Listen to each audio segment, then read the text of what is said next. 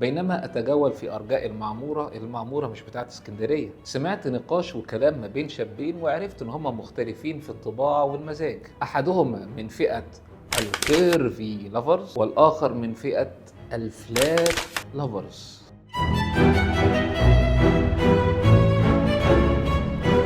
بحكم شغلتي ومهنتي وبحكم شغلي الشاغل في توصيل المعلومة الصح استاذنتهم ودخلت معهم في الحديث. الحقيقة كانوا شابين زي الفل، سبت كل واحد فيهم يتكلم ويشرح اللي هو فاهمه وعارفه ويعبر عن رأيه تماما. اتكلمنا وتحاورنا كتير وفي الآخر خرجت بصحوبية شابين واعدين مثقفين وإن شاء الله ناجحين، وهم خرجوا بمعلومات كويسة جدا ما فيهاش أي خطأ ولا لغط. تعالوا أشرككم معايا في الحديث عشان أنا بحبكم وعاوزكم تخرجوا بمعلومات سليمة ما فيش فيها أي خطأ ولا لغط. ست كيرفي ولا ست فلات؟ ليه كيرفي بيتقال عليهم ولدين وجامدين، وليه الفلات بيتقال عليهم أقل أنوثة وأقل في القدرة الجنسية؟ احنا هنفصص الموضوع ده حتة حتة، علميا، هرمونيا، نفسيا، وكمان جماليا، بعيد عن أوهام السوشيال ميديا وأعداد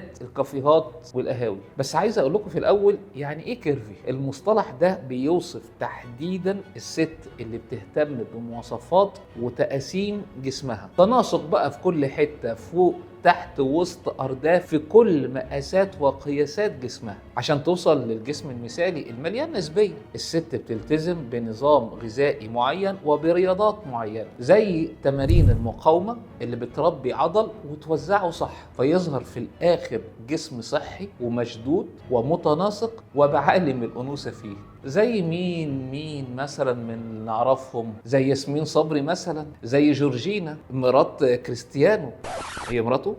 ده التفسير العلمي لمعنى كلمة كيرفي بين دكاترة التجميل. نيجي بقى للمعنى الدارج ما بين أعداد الستات والرجالة. الكيرفي عندهم غير عندنا احنا تماما كدكاترة. الكيرفي عندهم ست مثيرة بالبلدي كده، مليانة مربربة ومتقسمة بالمصري، مربوعة بالخليجي، مدورة ومعمرة بالمغرب، يعني تمشي الأرض تتهز من تحتيها. جسم متقسم كده وتضاريس وزهرة وزي مين؟ هند رستم أو شويكار. طب ومصطلح الفلات بالبلدي كده مسح، رفيعة وضعفانة، جسمها ما فيهوش لا تقسيم ولا منحنيات. زي مين بقى؟ انتوا بقى اللي تقولوا لنا عليها في الكومنتات. طب بعد ما عرفنا الكيرفي بتاعتنا وبتاعتكم، مين اللي يكسب، الكيرفي ولا الفلات؟ الفنانة يسرا قالتها صح على فكرة. يا اختي كده ينفع وكده ينفع. الموضوع مش لعبة حظ، الموضوع بيبدأ من الجينات وبيمر بالهرمونات. الهرمونات، هرمون الاستروجين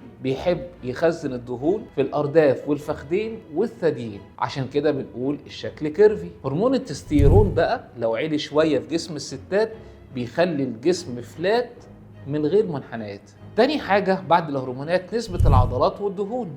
نسبة العضلات بالنسبة للدهون بتأثر على الشكل. اللي بتلعب رياضة كتير وبزيادة جسمها بيحرق بسرعة وممكن تكون فلات حتى لو بتاكل أكتر.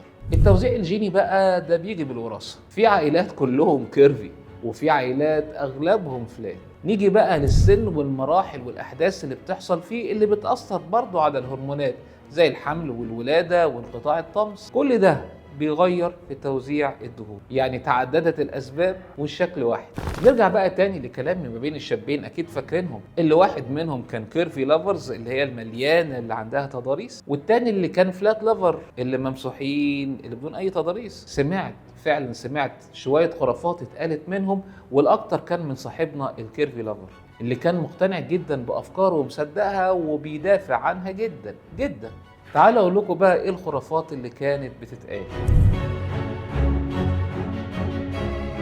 الحقيقة الخصوبة ملهاش أي علاقة نهائي بشكل الجسم. اللي بيحدد الخصوبة هو انتظام التبويض وصحة الرحم وسلامة وجودة قنوات فالوب ووجود هرمونات جامحة متوازنة. في كيرفي بيعانوا من متلازمة تكيس المبايض وعندهم مشاكل في التبويض، وفي فلات بيحملوا بسرعة جدا. الخصوبة في المبيض مش في المنحنيات.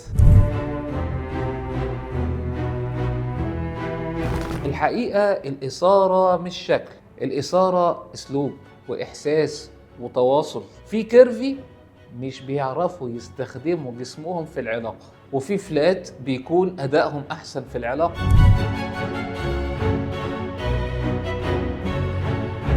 الأنوثة مش منحنيات، الأنوثة تعامل وطاقة وشخصية. في فلات طاغيين بالأنوثة أكتر من أي كيرفي.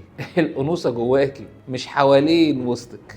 الليالي جاية كتير. الليلة هي حبكت، الليلة كوب وطبق كوب. الحقيقة الرغبة الجنسية مرتبطة بعوامل كتير زي الصحة النفسية والتوازن الهرموني والراحة الجسدية وحتى العلاقة العاطفية. هرمون الإستروجين مش هو العامل الوحيد، الرغبة في القلب في المخ مش في المنحنيات.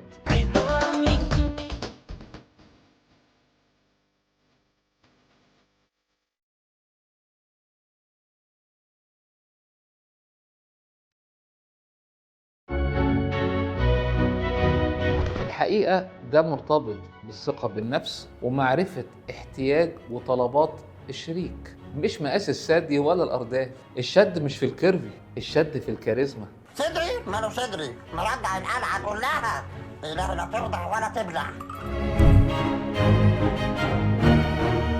الحقيقة عدد الولادات مش بالمقاس، دي بالقدرة الصحية والجسدية. في فلات جابوا 6 عيال، وفي كيرفي ولادة واحدة تعبتها وجابتها الأرض. الولادة في الصحة مش في العرض ولا الطول.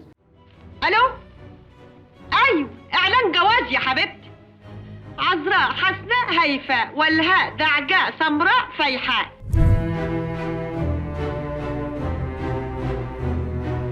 الحقيقة تحمل إجهاد الحمل بيعتمد على صحة الجسم وقوة العضلات الأساسية، مش على كمية الدهون خالص ولا على شكل الجسم. القوة في العضل مش في المقاس.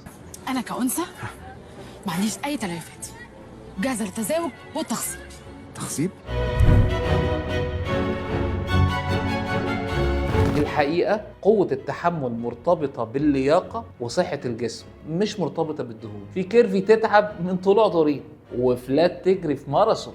القوة بتبان في الجيم مش في الكيرفي. صحة العظم تعتمد على الكالسيوم وفيتامين دي وكثافة العظام، مش على شكل الجسم نهائي. العظم مش بيستأذن الدهون والجناب، ملوش علاقة بيهم.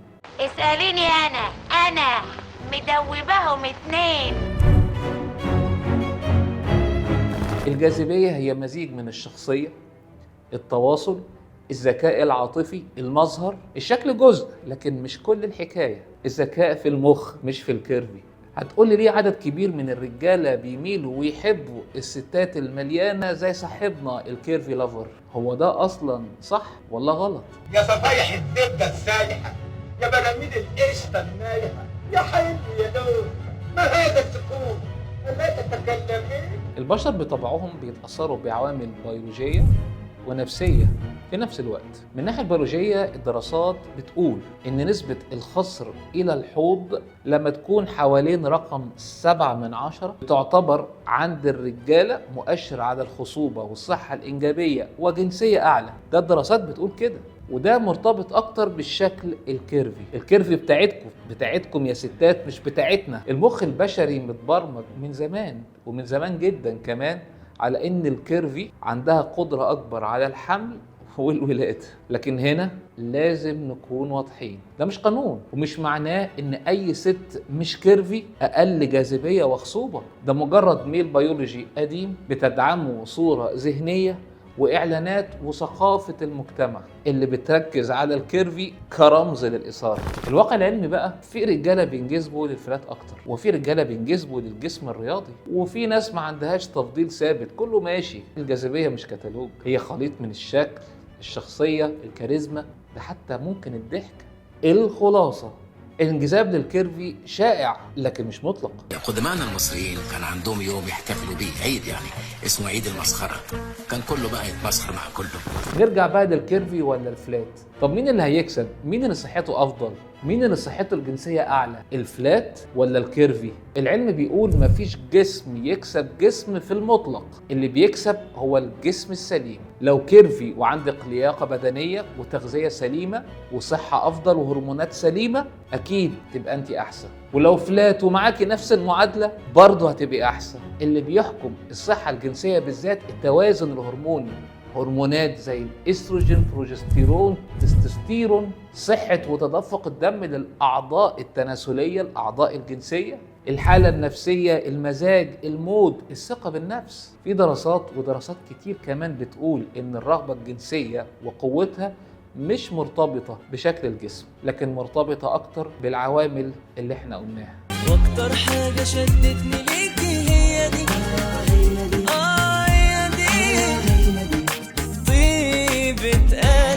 الخلاصة ليكم يا ستات والشباب كمان، الكيرفي لافرز والفلات لافرز، الجسم مش بيحدد قوتك الجنسية، انت اللي بتحدديها برعايتك لنفسك. الجسم الحلو ممكن يبقى فاضي من جوه، والجسم البسيط بيبقى أقوى طاقة جنسية. الصحة في الدماغ، في القلب، في الرحم، في الهرمونات، مش في المنحنيات.